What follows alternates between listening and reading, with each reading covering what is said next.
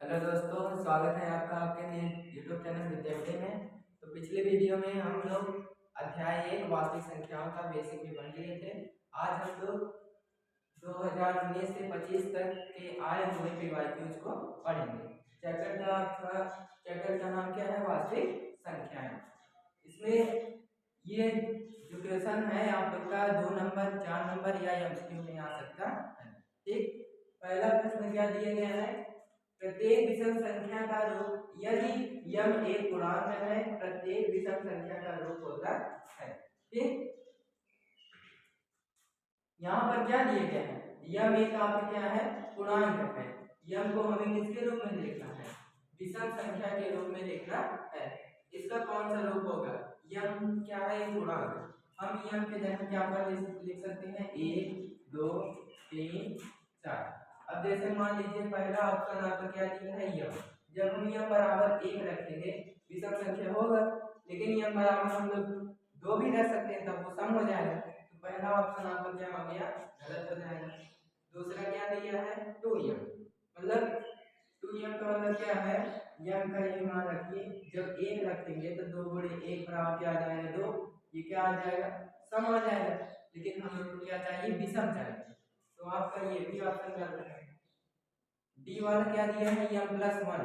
मतलब यम में हम एक जब जोड़ देंगे, एक में जब हम एक जोड़ देंगे, एक एक 2 हो जाएगा। 2 में एक जब जोड़ेंगे क्या आ जाएगा? 3 आ जाएगा। जब यम बराबर 1 रखेंगे तो वो आपका क्या आ जाएगा? सम आ जाएगा। और हमें विषम चाहिए, तो ये भी आपका ऑप्शन क्या हो गया? गलत हो गया। अब तीसरा ऑप्शन क्या है आपका? 2m plus 1। यम का आप कोई भी मान रख दीजिए, यहाँ पर आपका क्या होगा? विषम। कैसे? जैसे यम बराबर 1 रखिए, जब यम बराबर 1 रखेंगे 2 एकम 2 प्लस 1 क्या आएगा? 2 दूनी 4 1 5, और 5 भी आपका क्या है? विषम। तो यम का अगर हम कोई भी मान रख देंगे तो ये आपका क्या आ जाएगा? विषम। ठीक, ये क्या आ जाएगा आपका? विषम का रूप क्या होता है? 2m प्लस 1 होता है। कोई भी यम का कोई भी मान रखेंगे तो ये आपका किसके लिए? विषम के लिए। और ये जो आप 2m और 2m प्लस 2 ये किसके रूप का होता है? सम संख्या। यहाँ पर यम का आप चाहे जो मान रखिए, चाहे 1 चाहे 2 चाहे 3, कोई भी अनंत तक की संख्या रखेंगे तो आपको क्या मिलेगा? सम संख्या मिलेगी। मतलब ये किसका रूप है? सम संख्या का रूप है, और ये क्या है? विषम संख्या। ठीक, आपका सी ऑप्शन क्या होगा? करेक्ट होगा। दूसरा क्वेश्चन क्या करना है? यदि 13 और 52 की एचसीएफ को 13 या माइनस 52 के रूप में व्यक्त किया जाए तो यम का मान होगा। ठीक, ऐसे क्वेश्चन जब आपको बोलेगा, इसमें आपको क्या दिया गया है? 13 और 52 का एचसीएफ का रूप क्या दिया है? 13 यम माइनस 52। मतलब हमें 13 और 52 का क्या? एचसीएफ किसके रूप में दिया है? 13 यम माइनस 52। पहले हम लोग क्या निकालेंगे? एचसीएफ निकालेंगे। 13 और 52 का एचसीएफ कैसे निकालेंगे? 13 का अभाज्य गुणनखंड करेंगे, क्या आएगा? 13 गुणे 1 52 का, 52 का जब हम लोग गुणा करेंगे क्या आएगा? 52 का गुणनखंड कर लीजिए। पहले 2 से काटेंगे, 2 दूनी 4 1 बचा, 2 छह 12। फिर किससे काटेंगे? 2 से, 2 एकम 2 2 तिहाई 6। अब 13 किससे कटेगा? 13 से ही, 13 एकम 13। ये क्या हो गया? आपका पूरा कट। इसका गुणनखंड क्या आ गया? 2 गुणे 2 गुणे 13, 2 गुणे 2 गुणे 13। एचसीएफ क्या होता है? जो दोनों में कॉमन हो, 13 और 12। इसमें क्या 13 ही कॉमन है, मतलब आपको एचसीएफ क्या आ गया? 13। एचसीएफ क्या आ गया? एचसीएफ इसका 13 और 113 और 52 का हमें क्या मिल गया? 13। अब एचसीएफ को किसके रूप में लिखा गया है? 13 या माइनस 52। तो हम क्या करेंगे? एचसीएफ की स्थान क्या रखेंगे? 13, और यहाँ से एम का मान निकाल देंगे। 13 एम माइनस 52 बराबर क्या आ जाएगा? 13। 13 एम क्या आएगा? ये ऋणात्मक संख्या है। ऋणात्मक संख्या जब इधर जाएगी क्या हो जाएगी? धनात्मक। 13 प्लस क्या आ जाएगा? 52। 13 में जब हम लोग 52 जोड़ेंगे क्या आएगा? 65 आएगा। 13 यम बराबर क्या आएगा? 13 और भाग्यम क्या है, यहाँ पर गुणे में, या 13 इधर जाएगा तो किसमें आ जाएगा, भाग्य में। 65 बटे क्या हो गया, 13, 13 बचे 65, यम बराबर हमें क्या मिलेगा, 5। ऐसे ही आपको जो है किसमें, एमसीक्यू में मिल सकता है या सॉल्व या मेरी सॉल्व में मिल सकता है। तो पहले आप लोग क्या निकालेंगे, जो रूप में बोले रहेगा, यहाँ पर किसको किस रूप में लिखा गया है, एचसीएफ के रूप में लिखा गया है। तो पहले हम एचसीएफ निकाल लिए, फिर एचसीएफ निकालने के बाद एचसीएफ 13 52 बराबर क्या करेंगे 13, और इसको किस रूप में लिख सकते हैं, 13 m - 52 बराबर 13 माइनस था उधर से प्लस हो गया, 13 m बराबर 65, यम का मान निकालिए, 13 बचे 65। इसमें आपका करेक्ट ऑप्शन क्या होगा, 5, जो कि कौन सा ऑप्शन सी। अब आपका अगला क्वेश्चन क्या है, यदि 5 40 बराबर 2k प्लस 3y प्लस 5 की घात z हो तो x plus y minus z के बराबर है। हमें क्या निकालना है, x plus y minus z निकालना है। तो पहले हमें क्या चाहिए होगा, x y और z का मान चाहिए। यहाँ पर आप यहाँ के नहीं, यहाँ पर ये x, ठीक।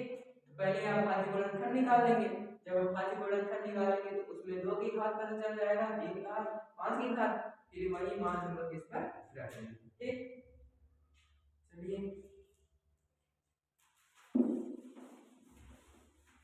वीडियो ही बनाओ था,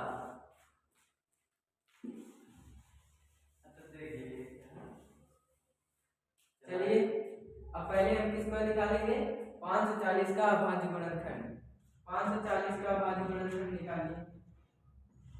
पहले किससे काटेंगे, 2 से, 2 दूनी 4, 1 बचा, 2 सते 14, 0 यहाँ पर आ गया, फिर 2 से काटिए, 2 एकम 2, 2 तिहाई 6, 1 बचेगा, 2 पंचे 10। अब इसको किससे विभाजित करेंगे, कोई भी संख्या हो गया उसके लास्ट में अगर हमें 0 और 5 दिख जाए तो किससे विभाजित हो जाएगा, 5 से विभाजित हो जाएगा। इसे आप 5 से विभाजित करिए, 5 दूनी 10, 3 बचा, 5 सते 35। अब किससे विभाजित होगा, 3 से, 3 9 27, 3 त्रिका 9, 3 एकम 3। 540 का अभाज्य गुणनखंड में क्या मिल गया, 2 गुणे 2 गुणे 5 गुणे 3 गुणे 3। इसको हम लोग क्या करेंगे, घात के रूप में लिख दीजिए। 2 कितनी बार आया है, 2 बार, ठीक। 5 कितनी बार आया है, 1 बार, गुणे 3 कितनी बार है, 2 बार। अब देखिए यहाँ पर 2 की, यहाँ पर कितने रूप में लिखा है, x के रूप में, और यहाँ पर 2 की कितनी घात मिल गई, 2, मतलब हमें x बराबर क्या मिल गया, 2 मिल गया। और यहाँ पर 5 की घात कितना है, z, और यहाँ 5 की घात कितना आया है, 1। जब तुलना करेंगे तो हमें z बराबर क्या मिल जाएगा, 1 मिल गया, और y बराबर क्या मिलेगा, यहाँ पर 3 घात y है, अभाज्य गुणनखंड निकाल लिए, 3 घात क्या आ गया, 2 आ गया है, तो y बराबर हमें क्या मिल गया, 2। हमें निकालना क्या है, x plus y minus z। x का मान कितना है, 2, प्लस y कितना है, 2 माइनस 1, 2 2 4, 4 में से 1 घटाएं कितना आएगा, 3। करेक्ट ऑप्शन हमें क्या मिल गया है, 3, जो कि आपका कौन सा ऑप्शन है, सी ऑप्शन क्या होगा, ठीक। अब देखिए अगला क्वेश्चन है, यदि m और n दो अभाज्य संख्याएं हैं, उनका मौसा होगा। कोई भी संख्या हो गई, अगर वो आपका अभाज्य संख्या हो, दो संख्या है, अगर आपका क्या लिया है, अभाज्य संख्या युग्म दिया गया है, उनका एचसीएफ क्या होता है, 1 होता है, और जिनका एचसीएफ 1 होता है वो आपका क्या होता है, अभाज्य संख्या होती है। इसको आप लोग को अगली वीडियो में बताया, ठीक। जैसे यहाँ पर यम और n क्या है, अभाज्य संख्या है, यहाँ पर हम यम कोई अभाज्य संख्या ले ले रहे हैं और यम ले ले रहे हैं। यहाँ पर हम मान लीजिए यम बराबर 2 कर ले और n बराबर 3। अब जब इनका मौसा निकालेंगे, 2 का अभाज्य गुणनखंड 2 गुणे 1 और 3 का कितना आएगा, 3 गुणे 1, हमें मात्रा क्या मिलेगा, 1 मिलेगा, ठीक। और दोनों क्या है आपका अभाज्य संख्या, मतलब जब आप लोग को ऐसी कोई संख्या दे तो उसके आधार पर तो संख्या मान लीजिए, फिर सॉल्व करके आंसर करेक्ट करेंगे। यहाँ पर एचसीएफ को क्या मिल गया, 1, ठीक। मतलब अगर आपको अभाज्य संख्या दिख गई तो उनका मासा क्या होता है, 1 होता है, और वो दोनों संख्या क्या कहलाती हैं, अभाज्य संख्या कहलाती है। ठीक, अगला सवाल आपको क्या दिया है, संख्या 242 को अभाज्य गुणनखंडों के रूप में व्यक्त कीजिए। बहुत ही सरल है, 242 को हमें क्या करना है, अभाज्य गुणनखंड के रूप में व्यक्त करना है। कैसे करेंगे, 242 सबसे पहले आप किससे काटेंगे, 2 से। इस संख्या के लास्ट में क्या मिलते हैं, 0 2 4 6 8, वो 2 से पूर्णतः विभाजित हो जाएगा। पहले 2 से काटिए, 2 एकम 2, 2 दूनी 4, 2 एकम 2। अभी किससे कटेगा, 3 से देखिए कटेगा, 3 का क्या है, 2 1 3 नहीं 4, 3 से नहीं कटेगा। इसे किससे विभाजित करिए, 11 से विभाजित करिए, 11 एकम 11, एक बचा, 11 एकम 11, फिर 11 से विभाजित कीजिए, 11 एकम 11, हमें क्या मिल गया, 2 गुणे 11 गुणे 11, 2 गुणे 11 गुणे 11। आपको कौन सा ऑप्शन, ए ऑप्शन इसका है। ठीक, चलिए अब आगे अगला सवाल देखते हैं।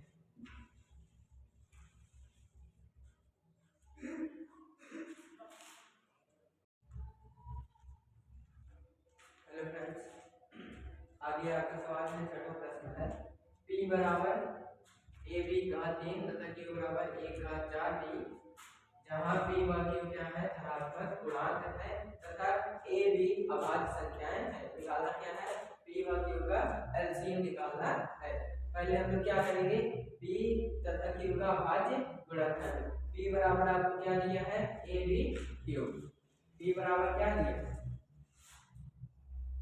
b बराबर हमें क्या दिया है, a b q। इसे जब हम गुणनखंड करेंगे क्या आएगा, a गुणे b गुणे b गुणे b। a आपको कितनी बार है, एक बार, और b कितनी बार है, 3 बार। ठीक, और q बराबर क्या दिया है आपको, q बराबर क्या दिया है, 1 घात 4 b। इसे जब हम लोग गुणनखंड के रूप में लिखेंगे तो क्या आएगा, a कितनी बार है, 4 बार, a गुणे a गुणे a गुणे a, और b कितनी बार है, 1 बार। इसका जब हम लोग एलसीएम निकालेंगे, एलसीएम क्या आएगा, एलसीएम बराबर पहले जो हमें कॉमन दिख रहा है उसे कॉमन ले लेंगे, यहाँ पर भी ये है, यहाँ पर भी है, इसको कॉमन ले लीजिए, और यहाँ पर भी एक भी है और यहाँ पर एक भी, इसको पहले कॉमन ले लीजिए, a गुणे क्या आ गया, b, फिर b कितनी बार है, 2 बार, 2 बार b लिख लीजिए, फिर a कितनी बार है, 3 बार, a गुणे a गुणे a।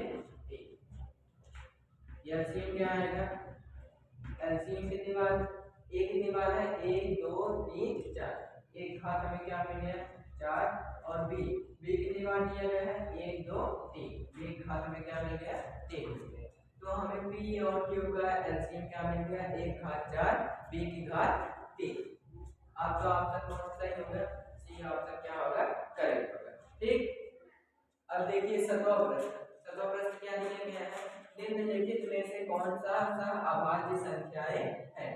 इसमें हमें क्या देखना है, सहअभाज्य संख्या। सहअभाज्य संख्या क्या होती है, जिनका एलसीएम क्या हो, 1। पहले हम लोग एलसीएम निकाल के चेक करेंगे, 21 और 105, 21 और 105 देखिए, ये आपको किससे करना है, ये भी 3 से करना है, ये भी 3 से करना है। ठीक, 15 25, ये भी आपका 5 से कट जाएगा, ये भी 3 से कट जाएगा, 5 से कट जाएगा। 9 और 16, 9 किससे कटेगा, 3 से कट जाएगा, और ये मान लीजिए इन दोनों का उभय गुणनखंड हमें कुछ नहीं मिलेगा। कैसे, देखिए 9 का निकालेंगे तो क्या आएगा, 3 गुणे 3, और 16 का निकालेंगे तो हमें क्या मिलेगा, 2 गुणे 2 गुणे 2 गुणे 2। अब इन दोनों में कुछ उभयनिष्ठ है, नहीं है, उभयनिष्ठ क्या है, 1, तो हमें क्या मिल गया, उभयनिष्ठ 1 मिल गया, मतलब एचसीएफ क्या आ गया, 1। और जब एचसीएफ 1 होता है मतलब मात्रा में क्या मिलता है, 1 मिलता है, तो वो आपका क्या होता है, सहअभाज्य संख्या है। तो आपका ऑप्शन बी ऑप्शन क्या होगा, करेक्ट। ठीक, क्यों, क्योंकि इसका एचसीएफ क्या आया है, 1। अगला क्वेश्चन देखिए, अगला क्वेश्चन 8वां क्या बोल रहा है, 0.3125 को p अपान q के रूप में व्यक्त कीजिए। कि 0.3125 को हमें किसमें बदलना है, p अपान q। कैसे बदलेंगे, 0.3125 पहले हम लोग क्या लिखेंगे, दशमलव के नीचे 1 लिख देंगे, फिर दशमलव के नीचे दशमलव लगाकर जितनी संख्या दी गई, कितनी संख्या है 1 2 3 4, यहाँ पर 4 जीरो लगा दीजिए। 4 जीरो लगाने के बाद दशमलव कट गया। अब हमें क्या मिल गया 3125 बटे 10,000 4। इसे काटिए, पहले इसे काटेंगे 5 से, 5 2 10 3 जीरो, फिर काटिए 5 6 30, कितना बचा 5 2 10 5 5 25, 5 4 20 डबल जीरो, 5 1 5 1 बचा 5 2 10 5 5 25, इसे फिर काटिए 5 4 0, 5 2 10 5 5 25, 5 1 5 5 6 30।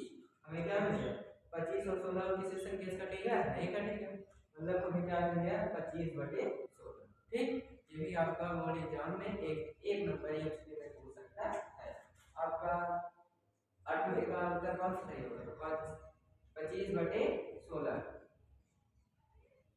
यहाँ पर हम लोग कितनी बार काटे हैं 1 2 3 बार, यहाँ पर 1 2 दो ही बार, इसे एक बार हम 5 बटे 25। हमें करेक्ट आंसर क्या मिलेगा 5 बटे 16। ठीक, 5 बटे 16 भी आपसे क्या किसी बहुपद के लिए भाज्य भाजक भागफल तथा शेषफल में संबंध होगा। अच्छा भैया पहले ये चीज जानना होगा हमें भाज्य क्या होता है, भाजक क्या होता है, भागफल तथा शेषफल क्या होता है। देखिए हम लोग भाग दे रहे हैं, इधर देखिए जैसे मान लीजिए हम किसी भी संख्या से भाग दे रहे हैं, ठीक, तो जिसमें भाग दिया जाता है मतलब जो आपको बीच में लिखते हैं वो आपका क्या होता है भाज्य होता है, क्या होता है भाज्य, और जिससे भाग दिया जाता है ये आपका क्या होता है भाजक होता है, क्या होता है भाजक। और भाजक से भाज्य में भाग देने पर जो हमें आंसर मिलता है वो आपका क्या होता है भागफल होता है, क्या होता है भागफल। और जो आपका शेष रह जाता है ये आपका क्या होता है शेषफल हो जाता है, क्या होता है शेषफल। इनमें संबंध क्या होता है भाज्य बराबर क्या होता है, भाज्य बराबर क्या होता है भाजक गुणे भागफल धन शेषफल। इसमें देखिए कौन सा आपका सही होगा भाज्य बराबर भाजक गुणे भागफल धन शेषफल, यही आपका क्या होगा करेक्ट ऑप्शन होगा, ये चीजें हैं। ठीक, अब चलते हैं अगले क्वेश्चन पर। अगला क्वेश्चन है √3 एक संख्या है। देखिए कोई भी संख्या हो मतलब कोई भी अभाज्य संख्या है, अगर आपका करड़ी में है तब वो क्या होता है अपरिमेय संख्या होता है, क्या होता है अपरिमेय संख्या होता है। अब देखिए इसमें अपरिमेय कहां पर है प्राकृतिक सम वास्तविक। ठीक, जैसे मान लीजिए रूट क्या हो गया 5 में क्या है अभाज्य संख्या, वो क्या होता है अपरिमेय होता है, क्या होता है अपरिमेय संख्या होता है।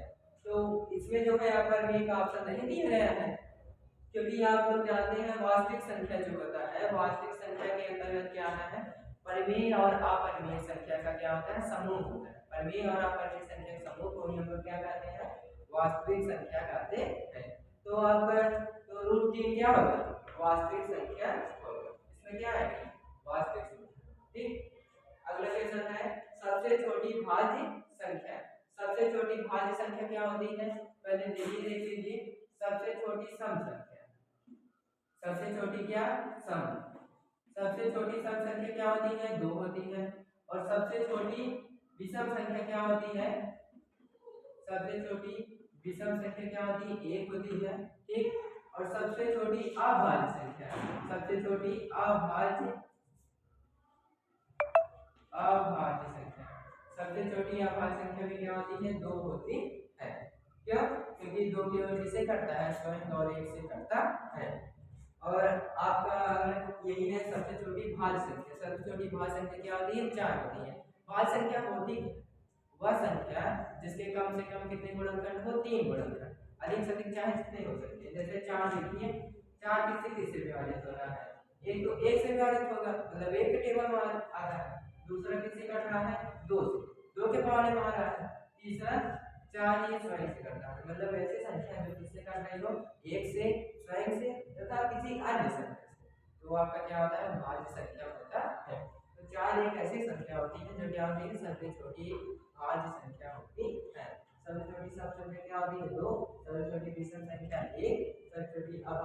क्या होती है, 2 होती है। इसलिए आपका सी ऑप्शन है। आगे देखिए, दो संख्याओं का एलसीएम गुणे एलसीएम किसके बराबर होता है। एक सूत्र होता है, एक सूत्र है, जैसे दो संख्या दिया गया है और उन दोनों संख्या का एलसीएम और एलसीएम निकालना है, तो पहली संख्या गुणे दूसरी संख्या इसके बराबर होती है एचसीएफ गुणे एलसीएम। एचसीएफ गुणे किसके, एलसीएम के बराबर। ठीक है, इसमें आपका प्रश्न ऐसे भी बोल सकता है, बताइए दो संख्याओं का गुणनफल किसके बराबर होता है, तब आप क्या कहेंगे, एचसीएफ और एलसीएम के गुणनफल के बराबर होता है। इसमें जो कि हम लोग को क्या पूछा है कि एलसीएम और एचसीएफ का गुणनफल किसके बराबर होता है। तो एचसीएफ और एलसीएम का गुणनफल किसके बराबर है, दोनों संख्याओं के गुणनफल के बराबर। आपका कौन सा आपका सही होगा, पहला क्या है शून्य, शून्य तो नहीं होगा। दूसरा क्या है संख्याओं के योग के बराबर, ये भी आपका गलत होगा। संख्याओं के अंतर के बराबर, ये भी गलत है। देखिए ऑब्जेक्टिव में आप लोग प्रश्न आते रहता है लेकिन जल्दबाजी में गलती हो जाती है। सबसे पहले क्या करेंगे, गलत करेंगे, मतलब जो जो ऑप्शन है उसको गलत कर देंगे, फिर आपका जो बचा होगा वही आपका सही ऑप्शन होगा। सबसे पहले क्या करेंगे, गलत करेंगे।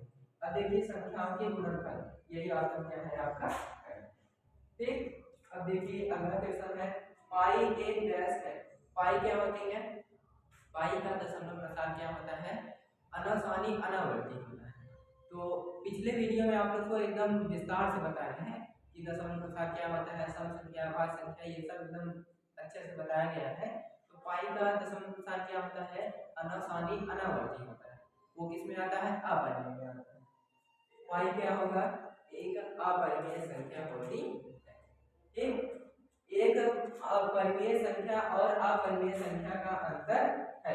एक परिमेय और अपरिमेय संख्या का अंतर क्या होता है, देखिए जब परिमेय और अपरिमेय हो, या तो जोड़ा जाए या घटाया जाए, गुणा किया जाए या भाग किया जाए, तो वो क्या होता है, अपरिमेय ही होता है। क्या होता है, अपरिमेय। मतलब जब हम लोग क्या करेंगे, परिमेय और अपरिमेय का गुणा करेंगे तो वो क्या होता है, अपरिमेय ही होता है। या परिमेय में से क्या किया जाए, अपरिमेय घटाया जाए, वो भी क्या होता है, अपरिमेय। या क्या किया जाए, परिमेय से किसमें भाग दिया जाए, अपरिमेय, वो भी क्या होता है, अपरिमेय। या परिमेय और अपरिमेय को जोड़ा जाए तो वो भी क्या होता है, अपरिमेय। तो कहने का मतलब यही है कि अपरिमेय संख्या में आप अपरिमेय संख्या में आप परिमेय से चाहे गुणा करिए, चाहे भाग करिए, चाहे घटाइए, चाहे जोड़िए, वो क्या होता है, सदैव अपरिमेय ही होता है। तो आपका इसमें ऑप्शन कौन सा सही होगा, ये परिमेय तो होगा नहीं, शून्य भी आप नहीं होगा, और डी क्या है, दोनों, ये भी ऑप्शन गलत है। तो पहला ऑप्शन क्या होगा, सही, सदैव अपरिमेय। अगला क्वेश्चन है, 3 + 2 कड़ी में 5 है, ये क्या है। अब देखिए ये 3 क्या है, परिमेय है, और 2 कड़ी में 5, ये आपका क्या है, अपरिमेय। परिमेय में अपरिमेय जोड़ा जाए तब वो क्या होता है, परिमेय और अपरिमेय को जोड़ेंगे क्या है, अपरिमेय ही होता है। इसमें कौन सा ऑप्शन सही होगा, ऑप्शन ए सही होगा। तो आप लोग के लिए एग्जाम के इम्पोर्टेंट क्वेश्चन 15 हो गए हैं, ठीक। अब इसमें आप लोग का कुछ लघुत्तरित प्रश्न है, बता दे रहे हैं, आप लोग लगा लीजिएगा। जैसे एक ये क्वेश्चन हो गया, 3 + 2 कड़ी 5, इसको क्या किस से करिए, अपरिमेय से करिए। ये एक इम्पोर्टेंट क्वेश्चन हो गया, या आपको बोल दिया जाए कड़ी में 2 कड़ी में 5 या कड़ी में 7 कड़ी में 3, इसको क्या कीजिए, अपरिमेय से कीजिए। ये 15 क्वेश्चन आप लोग को बता दिया गया है, इसके बाहर जो है आप लोग को नहीं